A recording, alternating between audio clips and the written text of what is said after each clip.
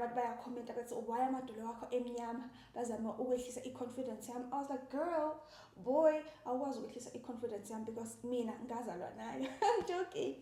So the girls have spoken actually in my comment section ukuthi I should try turmeric scrub. So nami-ke ngase ngizenzela eyami i-turmeric ekhaya. Ngifuna ukutshengisa ukuthi yini mina engifakayo kule concoction yami, yabona, just in case mase ngihlowa isebenza nibone ukuthi ayi iyasebenza. First thing engiyisebenzisayo i-turmeric vele. I-turmeric nje lo pheka ngayo ekhaya yo-curry, uyayithatha uyifake.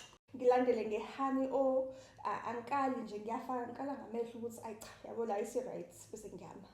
And there was this lady owathina ukuze i-turmeric ingakustain yabo izandla zakho nesikhumba sakho, then you have to eat yogurt. So mina I put this one. So because mina ngi-honest yabo ngayo yonke into, it's not even inyanga ngisayenzile, mhlawumbe ngisayenze kawu-2 because angiyenzi njalo, ngeke phela kube ukuthi nje njalo ngiyayenza, ngeke kuyakhathaza or ngiyavilapha nami.